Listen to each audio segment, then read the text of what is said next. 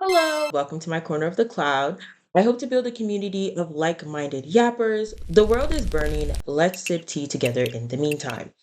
Okay, today we're going to be talking about propaganda that we're not falling for. I have a couple here. Let's run through them. First of all, I wrote here the Benson Boone, Sabrina, Sydney Sweeney hate. I made this list like quite a while ago before the whole Sydney Sweeney being a Republican, da da da da da, people being shocked. A fork found in the kitchen, breaking news, breaking news. I don't see why y'all are surprised. But back when I wrote this, right? Like I would say a good 3, 4 weeks ago. What had Sydney Sweeney done? It was like the soap, she was selling the soap to the men. And I was of the opinion of like, I'm sorry, I'm not gonna be a woman dragging this woman for making money off of like incel boys who are kind of disgusting. First of all, if a woman is the reason why you're showering, you're wrong there. Right? You're wrong there. And then second of all, this woman is being objectified on the internet at a rate that many have not seen for quite a while now. And so if her little, not necessarily get back, but if she's making lemonade out of these lemons and that lemonade is making her some cheese, some cheddar, why can't she go ahead? Right? I support women's rights and wrongs. Why can't she go ahead? And I don't know, people were acting like what's his name? The tall one from Euphoria, Jacob Elordi wasn't selling um like I know somebody who had like his sweat candle or his bathwater candle or something. I think he maybe had also sold soap. I don't know if somebody sold like a company made it on his back, like made the candle, made the soap, put their logo on it, and it had nothing to do with him, right? This is something I could have figured out with a quick Google search, but like who cares about Jacob Elordi and his bathwater, bath soap, bath candle? I'm just saying like it's the misogyny of it all. Because speaking of Jacob Elordi, there was the time where um he was on a carpet and they asked him, "Why are you doing this job?" And he said, "I'm doing it for a check." And old girl from Snow White, what's her name? Rachel Zegler. Yes, Rachel Zegler. Quick Google search. But she was also on the Shazam red carpet and they asked her like, "Hey girl, like, what you doing here? Like, why'd you want to take this role? Mind you, whatever." They ended up dragging her because that's not the reason to want a job is to want a job. Like what? That's very weird, very odd, very strange. But I just feel like this whole Sydney Sweeney thing, like had it been an actress y'all like, or had it been a man, I think people would have been like, "Oh my god, like this is so subversive," or like this is so, y'all would have given her her tens. Like, wow, like people keep objectifying her and now she's making money off of the people who keep objectifying her. But I think because in a lot of people's minds, like she plays into the male gaze and she has a primarily male fan base, it's like why is she courting this fan base, why is she appealing to them, whatever, whatever. There's an argument there, like, as time has gone on, the genes, the registered Republican, the MAGA family, all of those things, come into play, and it's like, girl, whatever. But if we're um looking at the soap situation in isolation, I'm like, y'all, please. And I can't believe I'm agreeing with the man, but what's that comedian's name? Josh Johnson, his take on this whole Sydney Sweeney thing, and I was like, yeah, yeah, I agree with that. I agree with that. And yeah, her selling soap is not sending feminists back 100 years. Like if that's all it takes, girl, girl, y'all would hate to see the White House. Sabrina with the album cover of many minds. I think she's not setting women back 100 years. Girl, please, please, please, please. I think like many people have pointed out, Madonna has done worse. That's number one. Number two, this was clearly done to drum up controversy and make people mad. The fact that I know what that album cover looks like months before, the album coming out, and I didn't even have to go looking for the album cover, that's like her team, props to them. Okay. A plus plus plus plus to them because they're doing their biggest one. And so, y'all really helped her mass market that album. Okay, call you BTS Army because y'all were mass marketing on her behalf with that. And so, it's just incredible. Like so many people now know that she has an album coming out. Mind you, this is her second album, and they have that whole sophomore slump thing. Even though this is not her second album, like this is like her at least eighth and ninth album. But to the general public, this is her second album. The fact that y'all are helping get these numbers up, wow, incredible, incredible. And then as for the actual image, right, the image that caused all this controversy, I do think it was supposed to be satire, but it was satire that didn't land because the whole point of satire is that you're supposed to, one, have an image of what it's critiquing, and then second, there should be a barrier of separation between what it's critiquing and the actual um satirical product that's being placed in front of you. And unfortunately for Sabrina's, it just there was too much. You had to read into it too much, right? The text was a bit too dense. It had too many layers. I was talking about this also with Materialist. Like Materialist is one of those when you listen to people who have a background in like psychology and people who are very good at media analysis and literary analysis, like when they break down the movie, you're like, okay, like it hit all its marks, but it you don't get the same, you don't come to the same like easy, you don't come to the same conclusions as easily as those people if you are a layman or somebody who just like goes to movies to enjoy a plot line, enjoy a story without necessarily sitting down and piecing it apart. And so if like certain if majority of your target demographic doesn't pick up on the intent right away, then a part of me is like, a better job could have been done here. I think somebody on TikTok had said that if it had accomplished its satirical mission, then men would have been disgusted and women would have felt understood. But instead, like the image really alienated like a lot of her female fan base. And then I don't really know how the men were reacting. I think the men were like, y'all are doing too much, y'all are jealous maybe. I didn't really see a lot of men have an opinion on the album cover. And then a couple of the men that I do follow were like, I'm a man, I should probably keep my mouth shut. And I was like, oh, okay, period. Men, men have a right to speak, but do we have an obligation as a society to listen? Probably not. So yeah, Sabrina, I don't think she's taking us back anywhere because if a 5 foot woman can take us back, were we ever going forward? And then Benson Boone, I'm sorry. Maybe he's like, okay, sure, mediocre white man. I don't know. I don't know. But I feel like the hate, like it's a lot. It's a lot. It's a lot. Like it did give me, y'all are making valid victims out of men, but it's a lot. I like his music. I like a lot of his music. Like even before Beautiful Things came out, I'm pretty sure there's like a group of like sad white boys who make music that I'm like, I'm bumping this, I'm bumping this. And so yeah, I consume a lot of his musical content, his musical output. And the first time like I really he came into my consciousness, like I was listening to him, but like if you told me like if one of his songs came up on my playlist and you said who's this, I would have to look at my phone to see his name. Like I didn't know him like that. The name Benson Boone was not imprinted in my mind, and I definitely could not put a face to a name, definitely could not. But when he had that Grammy performance where they had all the best new artists go back to back to back, also whoever came up with that, tens, your tens, your tens, you ate that. um, when that had happened, then that's when I started paying attention to one Benson Boone. And yeah, I thought the flip was impressive. I said, oh, oh. And then right after he gave you a high note, I said, oh, who this? Who this? And he dressed like he wanted to be on stage. Right? A lot of the men do not dress like they want to be on stage. He dressed like he wanted to be on stage. Now, a lot of people are talking about he's performative, he's not authentic. And to that I say he's performative, yes, because he's a performer. Oh, oh yes.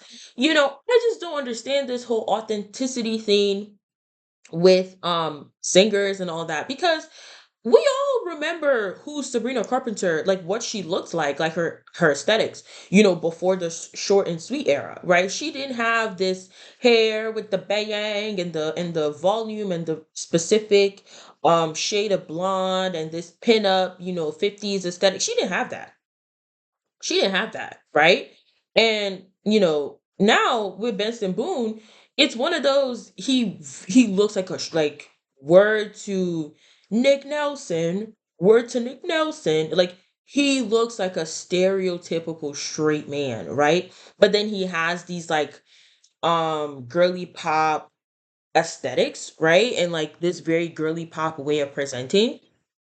And once the Benson Boone hate kind of like you know, got overplayed or started to quiet down. I don't know, which one came first. You started to see the rise of like the performative men. Not necessarily like a lot more men became performative, but a lot more people were upset or critical about men being performative. And because they were drinking chai and holding books and carrying tote bags. Again, Jacob Elordi to the front of the class. I don't know if he's getting dragged for this or if he's been baby girling for so long that y'all can accept it from him. Because I think a lot of you just want that fantasy of like this ultra desired guy. He's really, really, really tall and I don't think Jacob Elordi is charismatic, but to each their own. Maybe I just haven't seen enough of his personality. But let's say he does have a great personality, and but he's like a man written by a woman. He's still soft and da da da. But like y'all can accept it from Like, I am not a Jacob Elordi hater, by the way. I just think some people like benefit from just a lot of positive favor where other people don't get that same credence, right? They're not as excused. Like he benefits from a lot of positive affinity, which is not his fault. Like, he's not, mind controlling y'all to let him get away with murder and everybody else be held on trial constantly for, things that he be doing as well. But back to Benson Boone, it's like, first to start with Benson Boone, and now y'all are like extending it to your average everyday layman.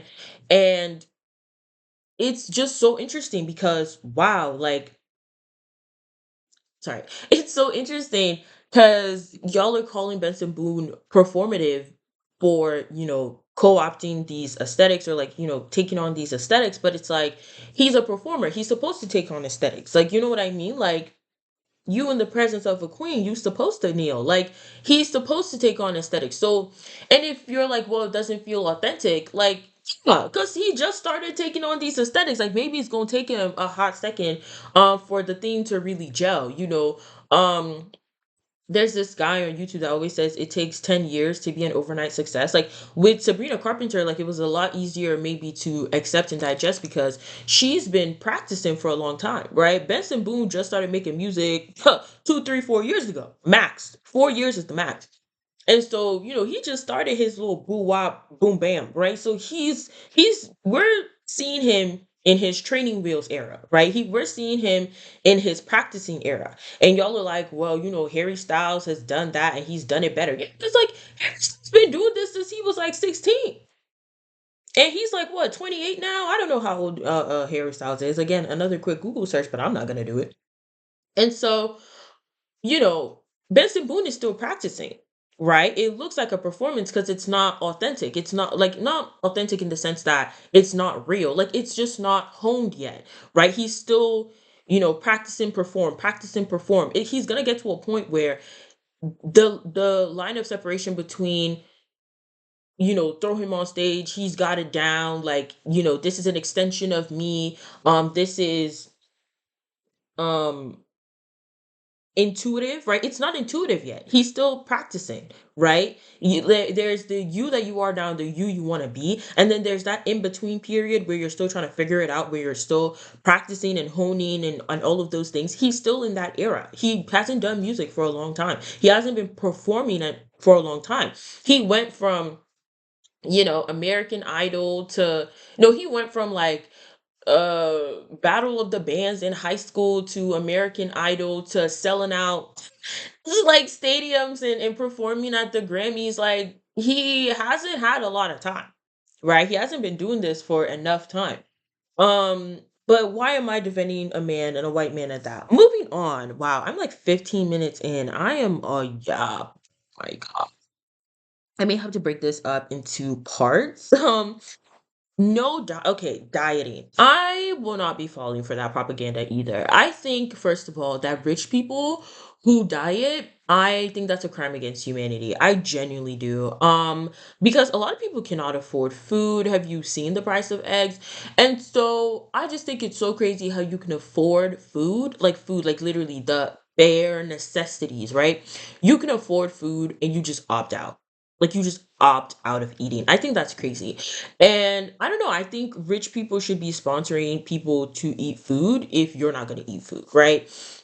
So yeah, I just don't I'm not with the dieting like at all. I mean, obviously there are people who have like health problems and health issues and I don't think we should be making fun of people for using Ozempic because a lot of people try to lose weight and you always tell them, "Oh, I'm concerned about your health. I'm concerned about your health." And now like Ozempic has showed up to help them, you know, lose weight since y'all were so concerned about their health and now you're making fun of them. And it's like, bro, I'm like confused, right? If this person's been trying to lose weight for a long time and it hasn't been working and this thing comes along to help them, like maybe you should chill.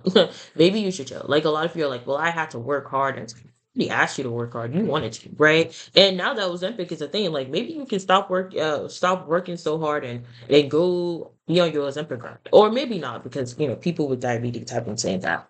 The medication has been harder to come by or like the prices have been getting higher ever since it became like an aesthetic drug. But making fun of people for using those other is weird. Um, since y'all be still making fun of fat people, talking about big back and all this other stuff. So yeah, y'all are doing a lot and you're doing too much. But yeah, dieting, absolutely not. Absolutely not. Like, why am I starving myself? Y'all do know like life is short, right? Life is short, people are dying, in the key of Kardashian. Like people are dying.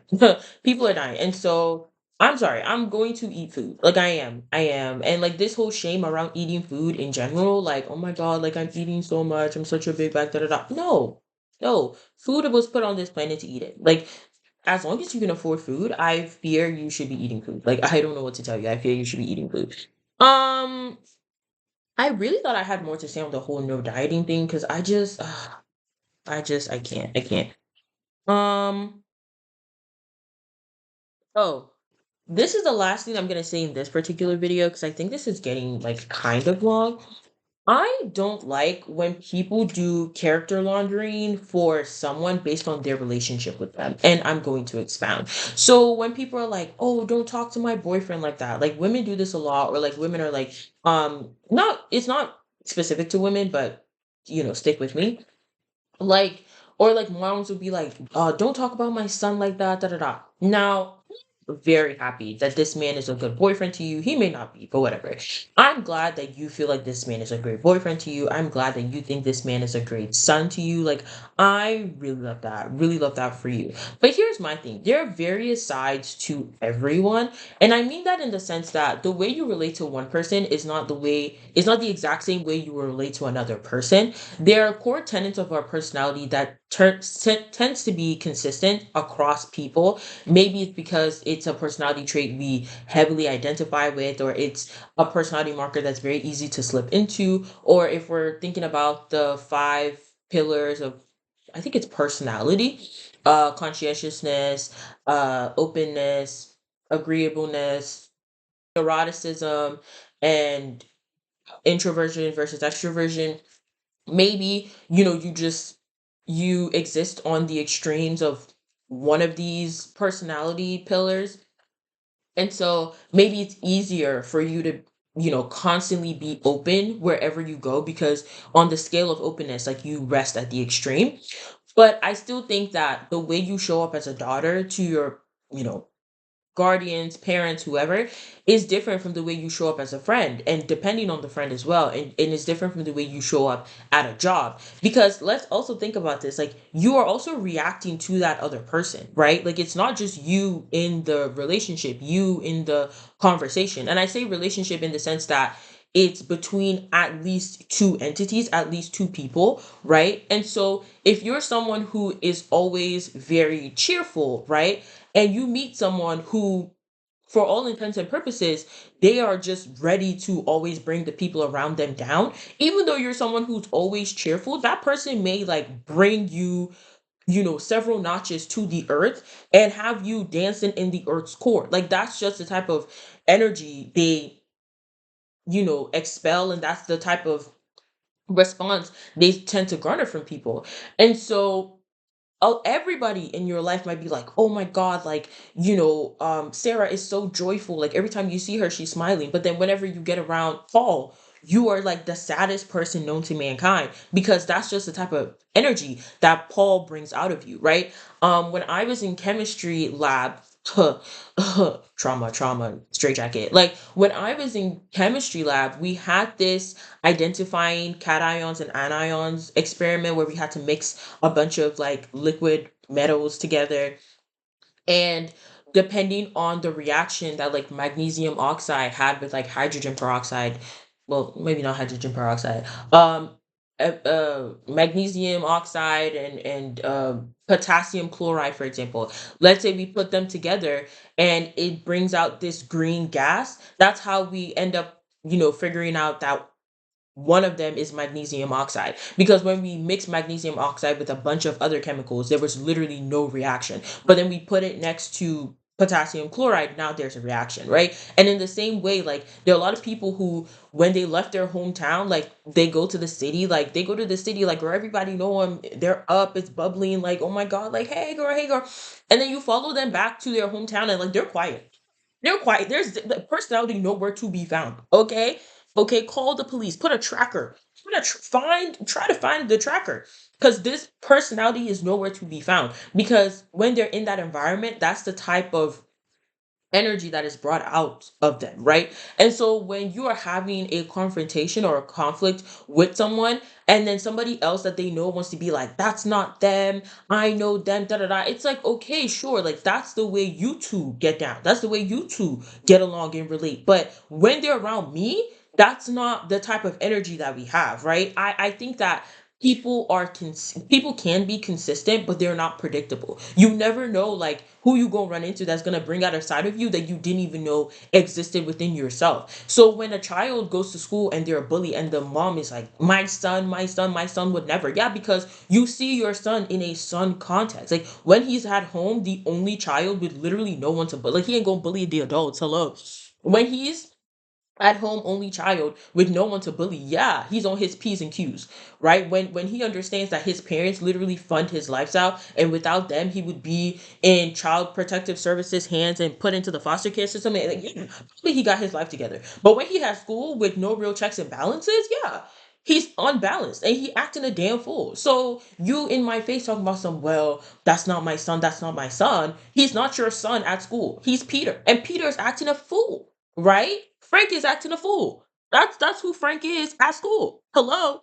And so yeah, and that's like my thing. Like whenever people try to tell me about people that I know, I try to hold space for the fact that they may be showing up to this person and in this person's life in a way that they don't show up with me, right? Like, and I also have to understand that there's probably something in me that doesn't give people something to react to, right? Like if I'm someone who's like incredibly docile, incredibly measured, a people pleaser, I probably may not have a lot of conflict with someone who unlike someone who's more outspoken, more open, more forward in terms of what they expect and what they demand of people, right? If you're someone who, whenever you sense conflict, you just shut down, and you meet someone who does not like that gives them flight, fight, flight, freeze, fawn, like it triggers like maybe a dynamic they have with their parents and immediately it's chopped, right? But maybe your whole life, like when you shut down around people, they didn't even recognize that you shut down. They were like, oh, I love how you're so quiet, like we never argue. But you come up against somebody who has a history of experiencing this with people in close quarters, right? And they can see, that shutting down or stonewalling, right, as like actual abuse, and they're reacting to it like it's actual abuse. And so if people who are used to you and have made it a habit to qualify your behavior as being quiet, if you run into somebody who's like, no, you're not being quiet, you're stonewalling me, this is abuse. Like those people being like, oh, she's so quiet, she doesn't even start nothing, she's so calm, she's so chill, da da da da da da da da da. That's my friend. Don't you dare talk to my friend like that, da da. Like I'm like, obviously everything in moderation. There are times where you can judge, you can be not necessarily a spokesperson for somebody else's character, but you can um advocate, right? You can vouch for someone's character, but I still think that should be done in moderation. You should still understand that, okay, let me hear this person out, right? I understand that this person that they're complaining about has been a good friend to me, but let me see what type of person they're showing up as in somebody else's life, right? And that also helps you because if you ever because people are constantly changing. What if you change? What if you stop being you what if you stop responding to conflict with quiet, right? What if you start looking for peace instead of silence? What happens when you change and then this person starts to react to the newer or the newer version of yourself, right? The person that you're becoming. How I feel like you'd be a lot more prepared for that if you were listening to the people who had complaints, as the people who were different from you, who was interacting with your friend. If you were listening to them and actually like taking the things that they were bringing up to you into consideration, you're like, oh, okay. When you start to change and your friend is like reacting in a way that got you looking like, huh? You're like, oh, that's the thing that this other person was bringing up that time. I see why y'all had that conflict, right? And sometimes that's something that I have to explain to my friends. It's like, yeah, sure, like I've never seen you act this way, but at the same time we've never been in a position, in a situation that would call for me to see you act this way, right? Like there's a lot of friends who a lot of their conflict happen at parties. I've never been to a party with you, so I don't know the type of person you'd be at a party, right? So if somebody's coming up to me telling me that you were acting a damn fool at a party, I can't be like, well, that's my friend and da da da da da. Like I've never been with you at a party. So I don't know the type of person that you are. And if you and a friend are arguing about money and whenever conflict around money comes up, I'm the type to just be like, I don't care, I'll pay for it, like whatever, right? I don't indulge I'm not saying this about me specifically. I'm saying hypothetically speaking, if I'm the type of person where I've never had conflict about money, because if it's money, I'll just pay for it, like whatever. If you meet someone who no, like they gonna argue with you about this money. Like, what do you mean?